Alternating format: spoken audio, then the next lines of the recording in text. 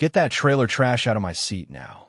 Mr. Richard Whitfield, husband of Brigadier General Sarah Whitfield, pointed his manicured finger at Amanda Walker like she was garbage. The woman in the faded gray t-shirt didn't even look up from the third row of the viewing stands. "Ma'am," I said, "move. VIP section is for real military families, not whatever you are." Drill Sergeant Rivera's voice cracked across Fort Benning's parade grounds. The temperature was already 94 degrees Fahrenheit at 0800 hours. 800 people had gathered to watch their loved ones complete basic combat training. Amanda Walker stood slowly, her calloused hands that had once held arterial bleeding of 3 Marines under heavy fire in Kandahar, gripping the chair. "I'm sorry," Amanda whispered. "I'll move." But the way she moved, spine straight as a rifle barrel, shoulders squared with military precision, eyes scanning exits in exactly 2.3 seconds, made Captain Williams lean forward. That wasn't how a civilian moved. That was muscle memory. "Probably some welfare queen," Mr. Whitfield laughed. "Look at those boots. Her poor son must be so embarrassed." Amanda sat in the last row, alone, watching her only son prepare to graduate. They had no idea that in exactly 47 minutes, everything would shatter. They had no idea who they just humiliated or why her left hand trembled from nerve damage sustained in an explosion that killed everyone else in the vehicle. Amanda had driven 1,247 miles straight from Topeka, Kansas, arriving at 4:30 a.m. She parked in the furthest corner, not wanting to block anyone more important. Before taking her seat, she'd helped an elderly gentleman with his bag, carrying it to the VIP section where she'd soon be ejected from. Master Sergeant Torres had watched the interaction with interest. Something about the way she moved triggered memories of elite operators passing through Benning. "I don't know why they let people like that on base," Mr. Whitfield continued. "Probably hasn't seen a gym in 20 years. My wife would never allow such standards to slip." Under the loose t-shirt, Amanda's body was still corded with functional muscle, maintained through 5 a.m. runs and her job at the VA hospital, where she mopped floors for wounded warriors who had no idea they were being tended to by someone who'd once been one of them. Lieutenant Colonel Hayes strutted over. "Ma'am, this section is reserved for immediate family of honor graduates and distinguished guests." "I'm immediate family. My son is Private First Class Walker." His eyes traveled over her appearance. "This particular section is for VIP families. I'm sure you understand." She understood perfectly. In their eyes, she didn't look like the mother of the top graduate. She looked like what she'd chosen to become. Invisible, unremarkable, forgotten. It was safer that way.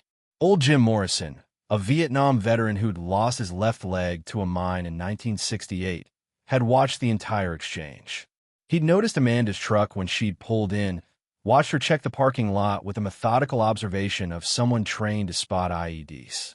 When she'd been forced to move, he'd moved to sit near her. He caught a glimpse of the scar on her shoulder, 8 inches of puckered tissue that looked like shrapnel damage. "Hell of a hot day," he said conversationally. "Yes, sir, it is." "Your boy graduating today?" "Yes, sir. Private First Class Walker." "The honor graduate? Hell, you must be proud." "I am." The ceremony began. As awards were being called, a soldier in the formation suddenly wobbled and pitched forward, hitting the ground hard. Amanda was moving before his body settled. She vaulted the barrier in a single fluid motion. "Move, move, move," she barked, her voice carrying command authority. She reached Private Jackson in 12 seconds, dropping beside him. Her hands checked his pulse while assessing breathing. "You give me water now. You, find shade. You call medics and tell them heat casualty with potential cardiac involvement." Her voice was calm, but brooked no argument. Everyone else back. Her hands moved with practiced efficiency, using pressure points and massage techniques taught only in advanced combat lifesaver courses. Captain Williams stood up, his phone already out. The techniques she was using were classified, restricted to special operations medics. "Get gauze from the medkit," Amanda ordered. "We need to protect his airway." She positioned Private Jackson in the tactical field recovery position. Williams recognized it immediately. It was classified. Lieutenant Colonel Hayes pushed through. "Ma'am, you can't just run onto the parade ground." "Sir," Master Sergeant Torres interrupted, "she just saved that soldier's life." The medics arrived. Lead Medic Staff Sergeant Peterson took one look at how Jackson was positioned, and his eyes widened.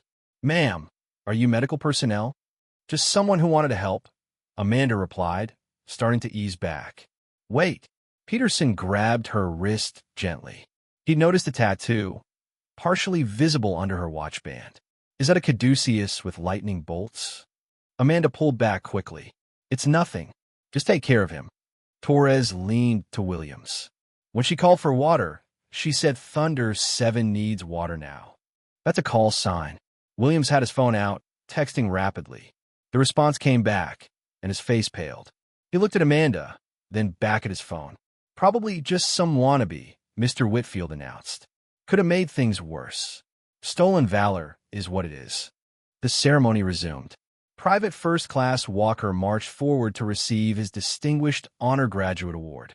The crowd applauded, but several people looked between Thomas and Amanda, making connections.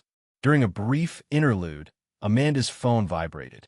USAA notification. Final death benefit payment approved for CPO Marcus Walker, USN.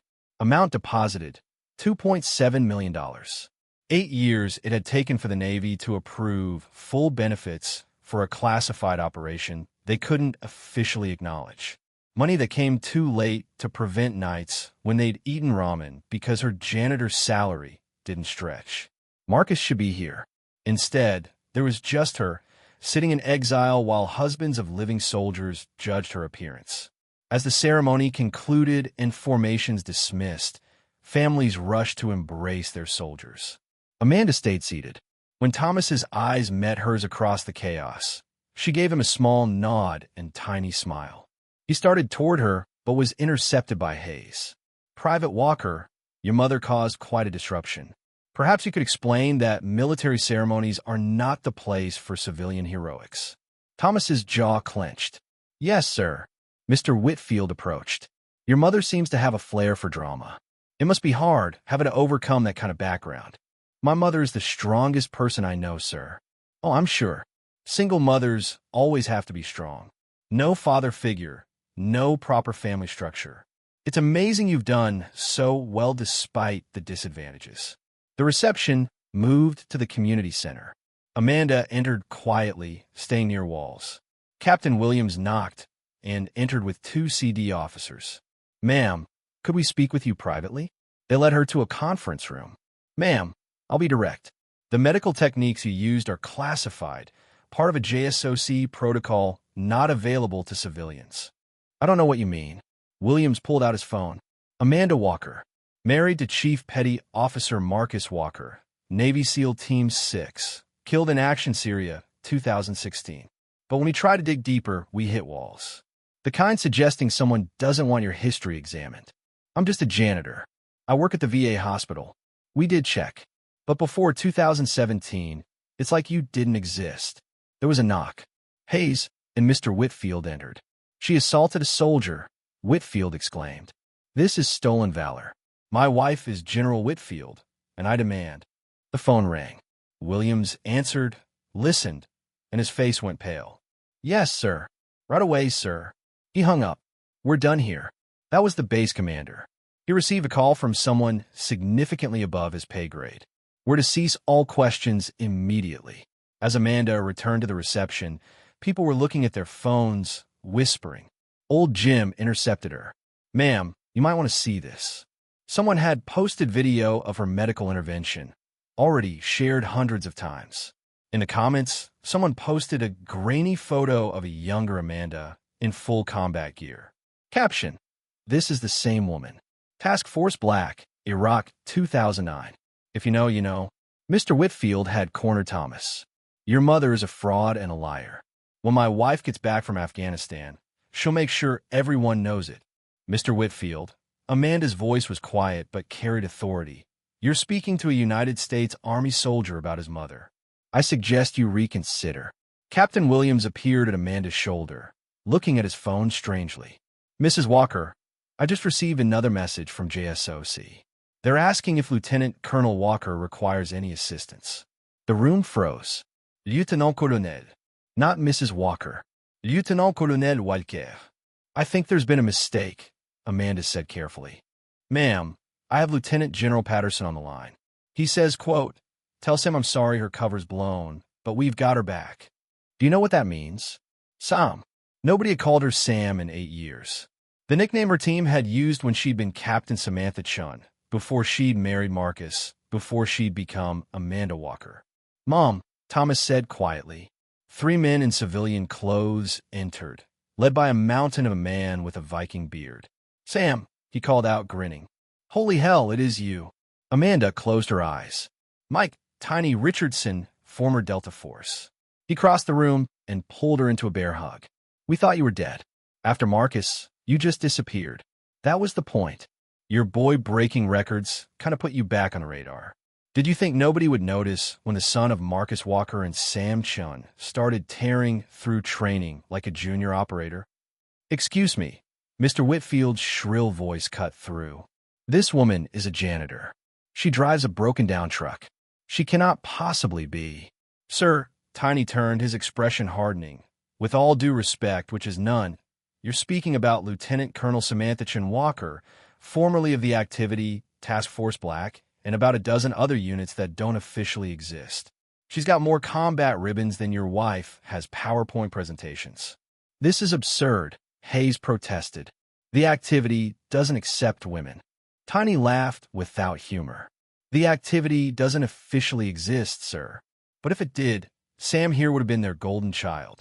She's been living on a janitor's salary while raising her kid alone because her husband's death benefits were tied up in red tape for 8 years, Tiny said coldly. She gave up everything to keep her son safe from enemies who'd love to get their hands on the family of the operative who disrupted their operations across 3 continents. Mr. Whitfield's phone rang. He answered, listening, face going pale. Yes, dear. Yes, I understand. He ended the call and turned to Amanda. His demeanor completely changed. My wife just called from Afghanistan. She said you saved her life in Mosul in 2014. She said the operator who pulled her out of that burning vehicle was listed as classified. Tears streamed down his face. She said our children have a mother because of you. I'm so sorry. Your wife is a good officer, Amanda said simply. Take care of her when she comes home. Combat leaves marks that don't always show. Old Jim stood and rendered a perfect salute. Ma'am, thank you for your service. One by one, every veteran in the room stood and saluted. Then active duty soldiers, regardless of rank. We really do need to go, Amanda said quietly to Thomas. Tiny fell in beside them. Sam, we got a safe house set up. Full security detail. No, I'm done hiding. I've got Thomas's college to think about. Sam, be reasonable. You know what's out there. They've been looking for 8 years, Mike. Maybe it's time to stop running. Marcus would. Marcus is dead, Amanda said flatly. I've spent 8 years dishonoring his memory by pretending to be nobody. Thomas deserves to know who his parents really were.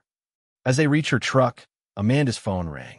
Unknown number, Jordan Country Code. Walker. Colonel Walker, please hold for the Secretary of Defense. Amanda put it on speaker. Colonel Walker, I'll be direct. We need you back. The intelligence you gathered in Syria before your husband's death has become critically time-sensitive. The chemical weapons facility you identified is active again. 36 hours ago, that facility produced enough sarin gas to kill everyone in New York City. My son will be protected by the best we have. I give you my personal word. Mom, Thomas said softly, you have to go. Those families deserve someone like you standing between them and danger. Amanda straightened. For the first time in 8 years, Thomas saw his mother as she truly was, Lieutenant Colonel Samantha Chun Walker, one of the most lethal operators the United States had ever produced. I need guarantees. Written signed. Thomas gets full protective detail and unrestricted access to his father's service records. Done. And I want my old team. Tiny's already volunteering. Wheels up in 6 hours. Amanda looked at Thomas. I have to. I know. Go save the world, Mom. It's what walkers do. The mission was successful. The facility destroyed, chemical weapons neutralized, enemies eliminated. When Amanda returned, Thomas was waiting at the airbase in Jordan. They embraced, and for the first time she could remember, she didn't care about protocol. "You came back," he said. "I promised." Back at Fort Benning, Amanda was offered a teaching position and advisory role to the National Security Council. 6 months later, Thomas completed Ranger selection. Amanda pinned on his tab herself. "Your father would be so proud," she whispered. "He is," Thomas replied, touching the challenge coin in his pocket. "Both of them are." This time, Amanda sat in the front row in uniform, her medals gleaming. No one questioned her right to be there. That evening, standing on the parade ground where everything had changed, Amanda and Thomas watched new recruits forming up. "Look at that," Thomas said, pointing to a young female recruit helping another. "Reminds me of someone. Everyone needs help sometimes. The trick is being strong enough to give it and humble enough to accept it."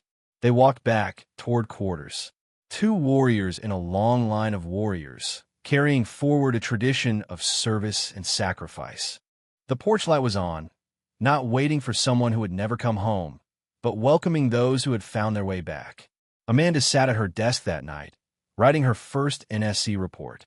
Every lesson from Marcus's death, from her years hiding, from a mission that brought her back, distilled into recommendations that might save other families from their loss.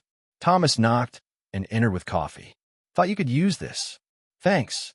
She took a sip, remembering countless nights sharing instant coffee with Marcus. "Mom, I've been thinking. I want to follow your path. Not just Rangers, but further. Delta, the activity, whatever it takes." Amanda looked at her son, seeing the determination in his eyes. The same fire that had driven her and Marcus. "It's not an easy path. The right path rarely is. You taught me that." She smiled. "Then we'd better get started. Your real training begins now." Outside, she could hear the base settling into evening routine.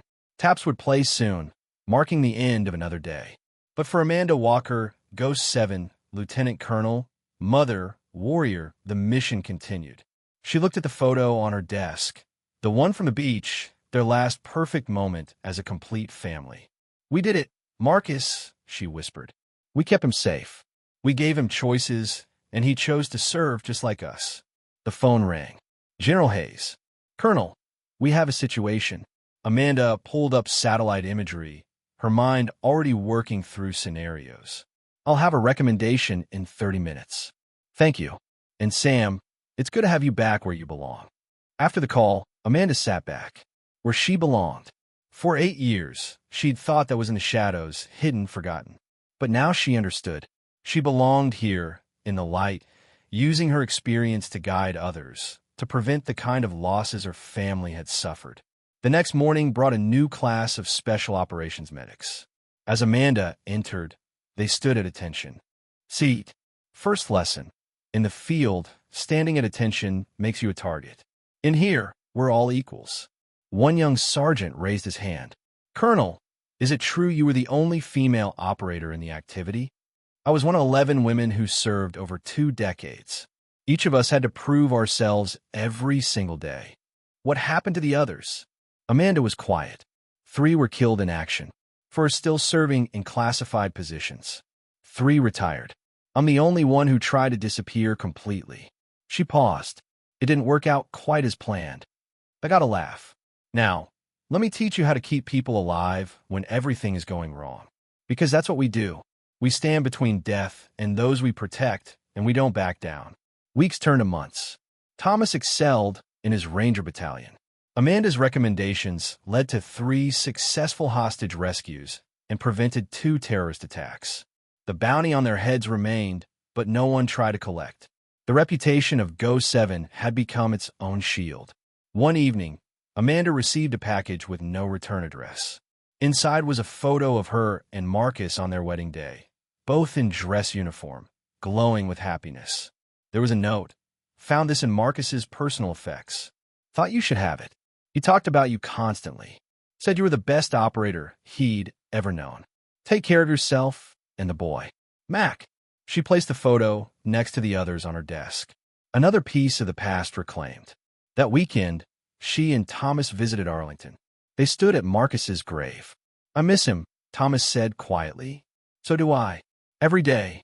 Thomas placed his ranger tab on the headstone. "This is yours too, Dad. Everything I achieve, it's for both of you." Walking back, Amanda's phone rang. Another crisis.